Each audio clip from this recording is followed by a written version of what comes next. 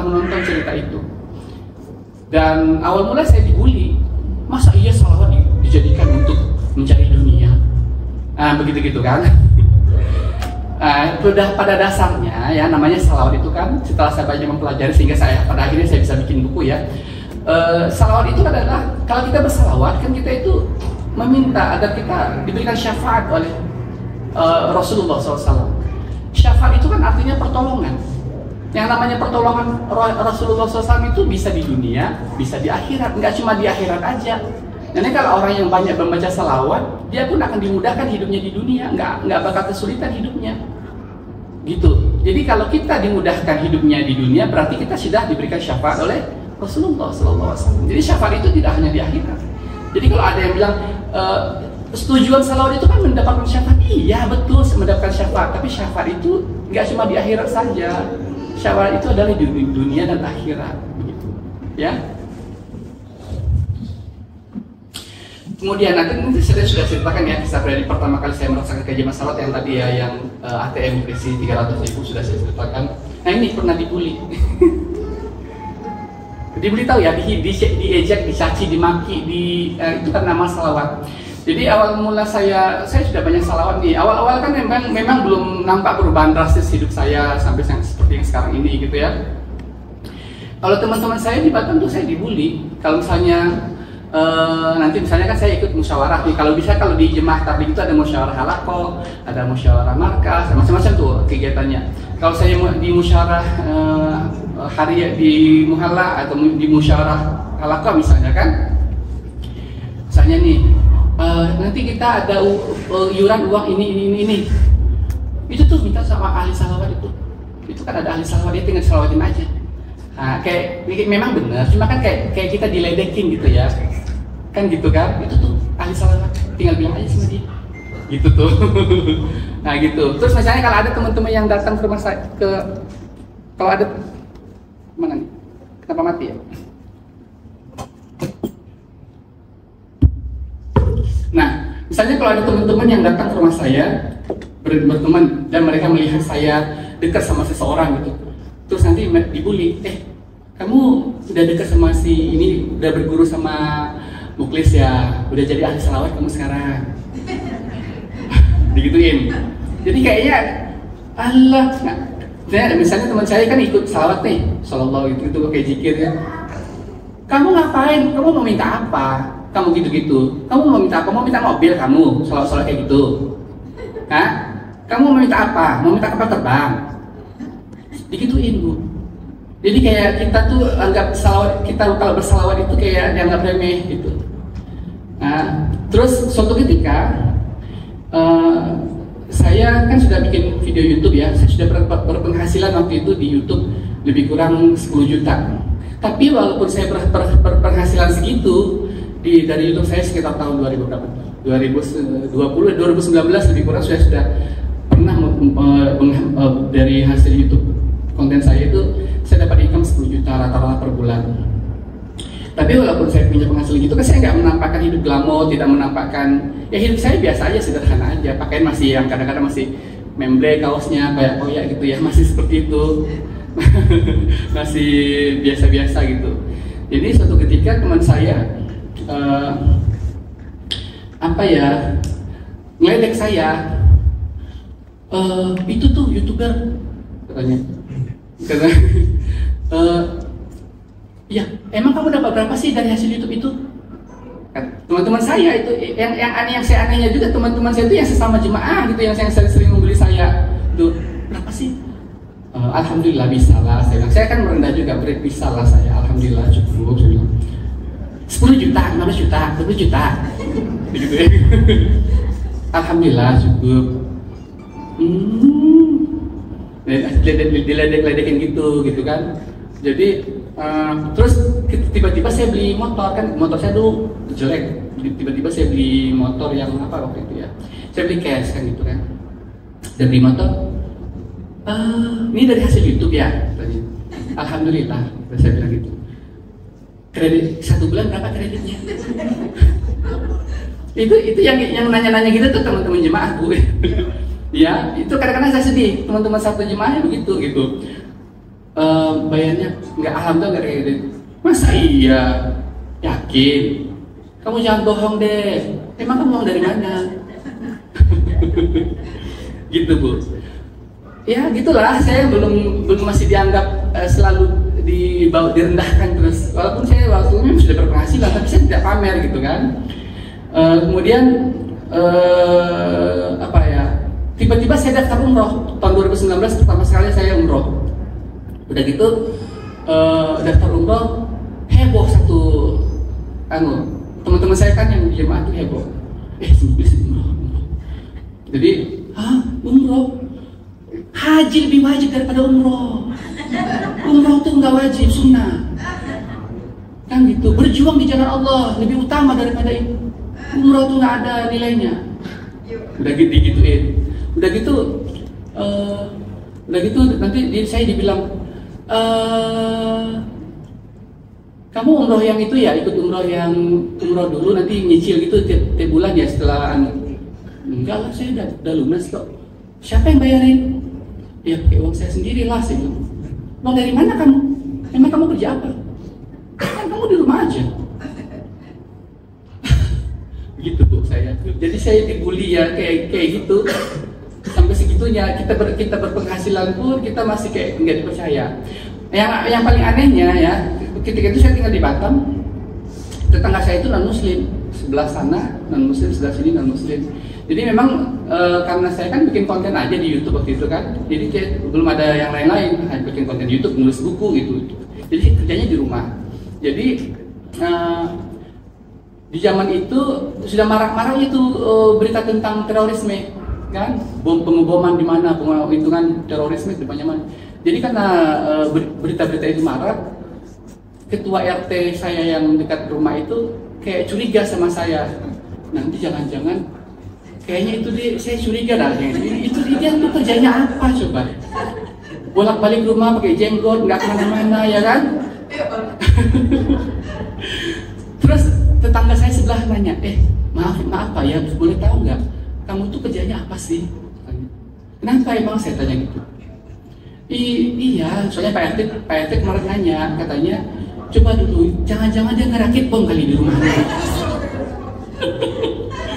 Jadi saya tuh dicurigai kayak dianggap saya tuh ngerakit bom di rumah tuh, dan untuk mempersiapkan terorisme di mana gitu. itu kalau orang non muslim ya dia nggak tahu kan. Padahal kan kita di rumah itu kerja juga, tapi kan mungkin kerjanya nggak harus keluar rumah kan, kita bikin konten lah, bikin menulis buku lah, apalah kan gitu. Dan seperti itulah saya dulunya. Nah sehingga kita sampai saya mendapatkan menulis buku saya pertama pun, teman-teman saya datang. Ada teman saya, istilah kalau di jemaah itu apa namanya, nusroh gitu ya. Ada dia keluar masroh di satu tempat, kemudian karena dia teman saya lama, dia mampir ke rumah saya. Datang dia, ada teman tuh kayak, si Muklis sekarang sudah jadi ahli dunia. Gimana ahli dunia, dari mana? Ya. Iya, dia sekarang udah sibuk menulis buku. Nah, terus yang teman saya tuh nggak percaya, masa iya sih dia punya buku? Terus dia tanya, langsung dia silaturahmi ke rumah saya. Jadi, kamu dengan kamu nulis buku ya, Chris? Iya. Itu bukunya dicetak sendiri? Enggak, di penerbit saya cetaknya. Penerbit mana? Kayak di Jakarta, saya bilang. Hah? Masa iya kamu memang bisa nulis? Iya, buktinya bisa. Buktinya saya diterima gitu. Oh, Mas, kamu nggak nyetak, kamu nyetaknya itu resmi nggak? Nanti kamu di penjara loh. Digituin saya. Nanti kamu di penjara loh, sembarang nulis, menyebarkan ilmu-ilmu yang bagaimana. Nah, kamu nanti dihukum. Kamu nanti nggak akan itu konsekuensinya seperti apa. Lah ini kan ada kalau misalnya kita nulis di penerbit kan sudah jelas ini hukumnya. Ada ininya kan, SI apa namanya itu, nomor ISBN itu kan sudah jelas semua. Kan bukan hak cipta orang lain, itu kan saya sendiri. Lalu kenapa dia bilang saya harus di jalur hukum lah apa? Kayaknya memang sentimen banget, nggak boleh orang sukses gitu loh. Nggak boleh orang berhasil, pokoknya orang tuh harus direndah, di bawah aja. Dianya harus di atas gitu kan. Nah, begitulah saya jalan dulu. Jadi ya, tiba-tiba setelah mereka pada tahu dan mengerti semua, saya sudah bagaimana akhirnya bisa memaklumi. Ujung-ujungnya datang ke rumah. Singkat ceritanya, datang ke rumah itu gini, Bu. Iya juga ya, kamu udah berapa penghasilannya dari itu? Ajarin dong aku caranya gimana. Padahal dia kemarin yang ngata-ngatain saya. Ya itu yang pertama. Yang berikutnya, aku pinjam duit dong. Ya begitu. Dulu-dulunya ahli dunia katanya kan, sekarang dia pinjam duit. Nah, titik balik kehidupan. Maksudnya titik balik kehidupan. Saya mau cerita apa ya di sini ya? Ya ini. Jadi kalau saya kita ini berbagi cerita ya. Kalau orang mengatakan saya punya hajat A, B, C, D, E, lalu saya bersalawat, ya itu sah-sah saja. Misalnya ibu ingin melunaskan hutang lalu bersalawat, ibu ingin sembuh dari penyakit lalu bersalawat, ibu ingin misalnya punya hajat, ingin umroh lalu bersalawat, ya boleh sah-sah saja. Tetapi itu sebetulnya ada tingkatan yang masih bawah, level bawah untuk kita tahapan bersalawatnya. Jadi kalau udah levelnya di atas, itu sudah timbul rasa ikhlas. Jadi ada atau tidak ada hajat ya bersalawat aja. Jadi salawat itu bukan karena hajat A, B, C, D, bukan itu. Tapi ya kita salawat aja untuk kalau saya pribadi bersalawat itu karena begini. Saya itu sudah lelah rasanya hidup susah, hidup miskin, hidup dibully, hidup serba kekurangan, sudah capek. Jadi saya bersalawat maksudnya adalah agar Allah SWT selalu memberikan perlindungan pada saya, menjauhkan saya dari musibah, bencana, malapetaka dan cobaan-cobaan yang berat. Saya yakin saya tidak mampu menghadapinya. Dan alhamdulillah setelah saya memperbanyak salawat setiap harinya, keberkahannya adalah salah satunya saya nggak pernah lagi stres yang seperti dulu. Ya, kayak dulu kan menghadapi masalah itu stres banget, ya sampai ya untuk makan enak aja nggak bisa, nggak perlu. Ya bayangkan 3 hari nggak makan, kadang-kadang 4 hari nggak makan, itu makan aja. Alhamdulillah setelah banyak salawat saya mau makan apa aja ya, tinggal order, ya ada semua. Cuma sekarang saya menjaga pola makan, nggak boleh lagi makan banyak-banyak, takut kegemukan gitu. Gitu, itu bedanya di situ. Jadi saya bersalawat itu bukan karena kita punya hajat A, B, C, D, E, bukan itu. Tapi agar Allah SWT memberikan perlindungan kepada kita, senantiasa menjaga kita. Kalaupun seandainya hajat-hajat kita tidak dikabulkan, setidaknya kita mati dengan husnul khotimah. Orang yang mati dalam keadaan dia banyak memperbaca salawat, dia tidak ditanya ma rabbuka, ma nabi, tidak ditanya langsung. Sama saya kasih contoh ya, kalau misalnya kan kalau kita jalan di jalan raya itu ada lampu merah ya, kalau kita lewat merah berhenti. Kalau misalnya ada polisi walaupun ada lampu hijau, tapi kalau polisinya suruh berhenti kan. Tapi kalau ada rombongan presiden, ada pengawalnya, ada lampu merah berhenti nggak? Langsung kan? Ya, ibarat begitulah kita orang yang bersalawat. Kalau kamu sedang kesusahan, datang orang minta bantuan kepada kamu, sebisa mungkin kamu bisa kasih bantuan sedaya mampu kamu. Karena kamu tidak tahu, jangan-jangan dia malaikat yang Allah jadikan untuk menyamar, untuk menguji kadar keimanan kamu. Nah, jadi saya terngiang-ngiang cerita itu, sehingga saya nggak berani menolaknya. Jadi sebentar Pak, itu harga sarungnya berapa sih? Ya terserah mau berapa aja kan. Terus ongkos ke Solo berapa? Lebih kurang 50.000 lah. Sebentar Mas, saya cek dulu uang saya ya. Jadi saya lihat di dompet saya waktu itu uang yang ada cuma 35.000, nggak ada uang lain. Jadi di rekening habis 0, yang ada uang cash cuma 35.000 saja. Kalau saya kasih itu semua, besok saya nggak makan. Nanti malam pun saya nggak makan lagi. Tapi saya ingat dengan kata-kata itu. Lalu saya kasih waktu itu 40.000 dulunya ya, saya kasih 35.000, masih sisa 5.000 lagi untuk saya.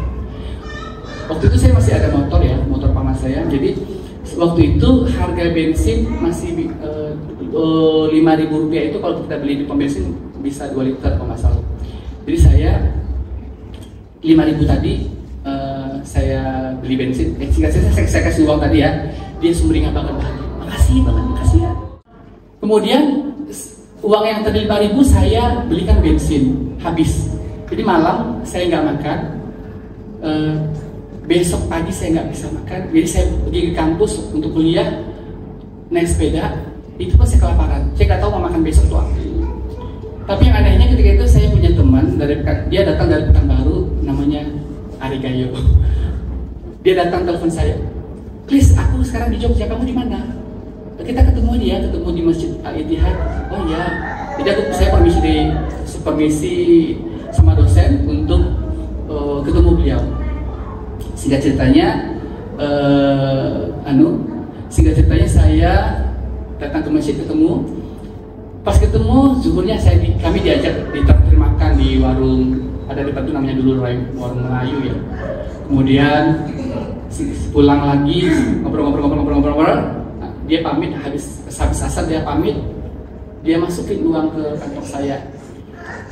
Saya cek itu ya, saya pulang itu 350.000.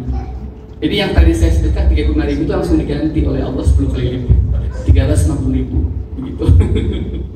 Itu ajaibnya sedekah. Jadi kita sedekah karena kita nggak punya, udah nggak habis-habisan, kita butuh uang tapi kita kasih gitu loh. Artinya tadi kan terbukti apa yang kata Ustaz tadi. Kalau kita menolak orang, kita lagi susah nih, orang lain minta tolong, kita tolak, itu sama dengan kita menolak rahmat Allah.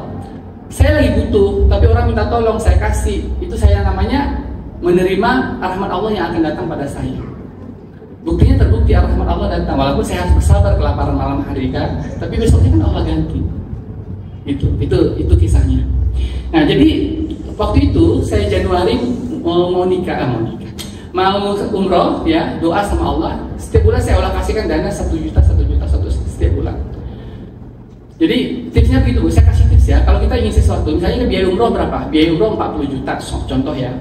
Jadi kalau kita pengen umroh, sedekahlah minimal 40% dari total biaya yang kita butuhkan. Kalau 40 juta kan 4 juta ya, 10%-nya. Ya udah, kalau 4 juta berarti kita cicil aja 1 juta bulan ini, 1 juta bulan. Kita sedekah aja kepada orang yang membutuhkan 4 juta. Gitu. Nanti Allah sendiri yang ngatur dari mana, terserah Allah. Itu yang saya jalani selama ini. Jadi singkat cerita di bulan Oktober 2021 tiba-tiba ada seorang ibu, ini sudah saya ceritakan ya waktu itu di Jakarta. Waktu itu kalau yang mengikuti saya di Jakarta, Mbak Fitri sudah dengar. Tiba-tiba waktu itu ada seorang ibu, singkat ceritanya dia mentransfer saya uang 15 juta di dalam rekening, yang mana ibu tersebut saya nggak pernah berjumpa, tidak pernah kenal, tidak tahu namanya. Aneh ya, orang nggak pernah ketemu, nggak pernah jumpa, nggak ada hubungan darah, tiba-tiba transfer 15 juta. Aneh nggak tuh? Nggak bisa diterima logika itu. Nah, singkat cerita uang itu saya gunakan untuk umroh. Nah, gimana logikanya dia bisa ngasih uang saya sebanyak itu? Gimana logikanya? Jadi waktu itu saya di Instagram kan sering menggalang donasi. Jadi saya kasih nomor rekening saya di Instagram. Jadi orang-orang pada tahu nomor rekening saya. Jadi waktu itu saya mengajak para follower saya di Instagram untuk bersalawat Ibrahimiyah 1000. Ayo kita salawat 1000 ya, saya aja gitu. Nah tiba-tiba follower saya yang satu ini dia ngikutin, dia bersalawat Ibrahimiyah 1000 kali. Nah kejadiannya adalah setiap dia itu pagi hari bangun tidur, yang dia heran setiap dia cek ada notifikasi masuk uang terisi 300.000. Terus ditanya suaminya, "Papa baru transfer uang ya?" Enggak ada.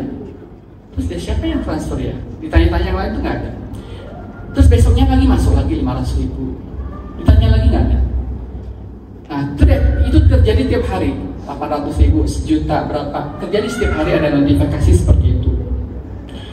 Jadi singkat ceritanya, jangan-jangan ini keajaiban salawat kali, dia mikir gitu kan. Nah kalau memang ini keajaiban salawat, ya, mungkin karena tadi Pak Ustadz itu ngajak saya salawat 1000 kali, ya udah deh, saya kasih aja dia 10%. Nah dia pikir gitu. Jadi dia setiap dia terima uang yang aneh-aneh gitu, nggak jelas dari mana itu, dia kasih 10%-nya buat saya waktu itu.